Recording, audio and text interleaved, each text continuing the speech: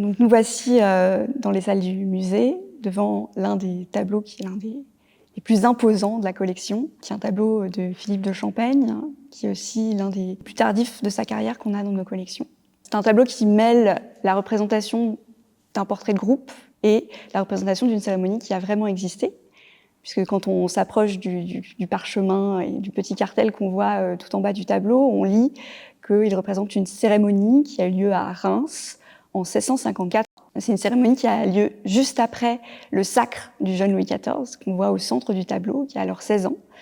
Et donc, juste après son sacre, il reçoit son frère, le duc d'Anjou, qui est ici à genoux, dans l'ordre du Saint-Esprit. L'ordre du Saint-Esprit, c'est un ordre de chevalerie honorifique. C'est pas des chevaliers du Moyen-Âge tel qu'on l'imagine, mais plus un ordre qui se rapproche de ce que serait l'ordre de la Légion d'honneur aujourd'hui, qui permet au roi de rassembler autour de lui les grands du royaume. C'est ce que représente un peu le tableau, puisqu'à côté de Louis XIV et de son frère, on a 4 grands du royaume, qui sont les officiers de l'ordre. Si on les prend de gauche à droite, le premier, c'est Michel Le Tellier, qui est trésorier de l'ordre.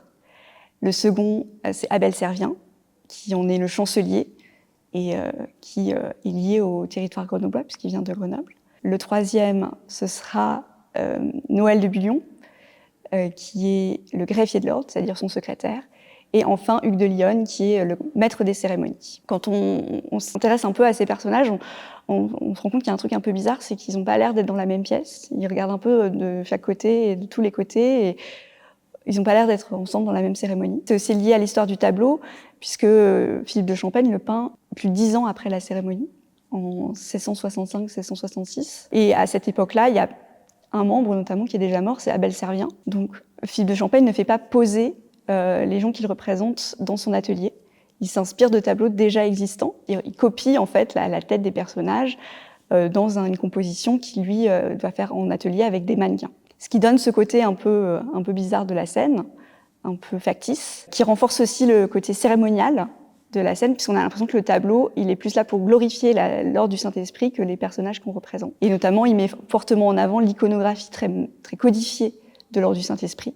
La première symbole de l'ordre, qui lui est purement symbolique, c'est la colombe du Saint-Esprit qu'on voit tout en haut, qui est le symbole iconographique du Saint-Esprit dans la foi chrétienne. Le reste de l'iconographie est porté par des textiles qui couvrent le tableau, mais vraiment de haut en bas. On en voit partout. Donc, il porte l'iconographie royale et de l'ordre par plusieurs manières. La première, c'est les fleurs de lys qu'on voit au fond, qui sont bien sûr le symbole de la royauté. Et ensuite, tout se passe sur les costumes de l'ordre, les manteaux de cérémonie. Les manteaux de cérémonie dont l'intérieur est jaune-orange, une couleur qui rappelle le feu du Saint-Esprit, puisqu'il descend sur les apôtres dans la Bible sous la forme de languettes de feu. Ces languettes de feu qu'on retrouve en fait à l'extérieur du manteau, dans la broderie. Les costumes de l'ordre, ils sont très codifiés, ils sont aussi un peu datés quand on s'intéresse à la question du point de vue de l'histoire du costume. L'ordre, il a été fondé du temps d'Henri III, donc au XVIe siècle, et les costumes reflètent la mode du temps d'Henri III. Donc avec ces culottes très courtes, ce chapeau porté par Louis XIV. Et le seul détail que Philippe de Champaigne intègre pour rappeler qu'on est en 1650 à l'époque, c'est les chaussures, qui elles sont typiques du temps de Louis XIV.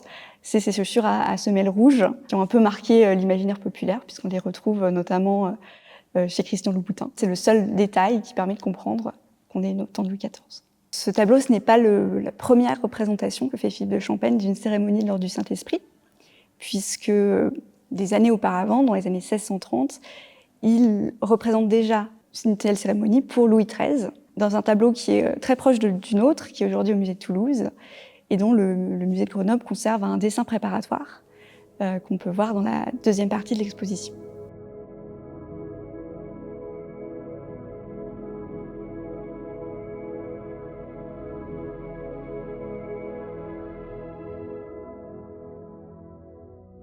Nous voici devant le dessin, donc qui est beaucoup plus petit par rapport au tableau qu'on voit ici à Grenoble, qui représente Louis XIII accueillant dans l'ordre du Saint-Esprit le duc de Longueville.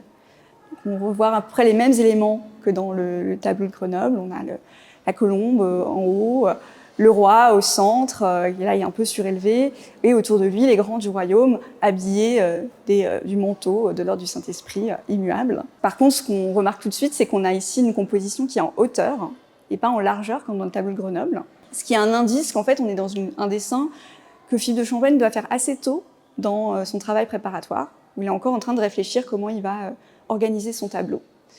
Et cette composition en hauteur, qui n'est pas celle en fait du tableau final, c'est typique des références assez savantes qu'aime faire Champaigne, puisqu'elle fait référence à l'une des premières représentations d'une cérémonie de l'ordre du Saint-Esprit, qui date du règne d'Henri III et donc de la création de l'ordre, et qui ornait un livre assez important pour l'ordre, qui est l'Évangéliaire de l'ordre. Et en fait, ce livre, Philippe de Champaigne va l'intégrer dans ses tableaux, puisqu'en fait, dans le tableau de Grenoble, si on regarde bien le livre sur lequel porte serment le duc d'Anjou, on remarque en fait cette composition en hauteur, dans une enluminure, avec le roi sur un trône, et puis autour de lui, les grands du royaume. On ne sait pas pourquoi finalement Champaigne choisit d'abandonner en fait, cette composition en hauteur. Probablement c'est parce qu'il fait un tableau pour un endroit bien précis, qu'il fallait remplir, et que la composition en longueur fonctionnait mieux pour remplir l'espace. La comparaison entre la peinture et le dessin, ça montre aussi toute l'importance que cette pratique du dessin a chez Champaigne. Et c'est pourquoi on avait envie de mettre en perspective son œuvre aussi avec une sélection d'autres dessinateurs du XVIIe siècle français, de notre collection, pour qu'aussi on puisse profiter de ces œuvres qu'on présente peu en fait, au musée.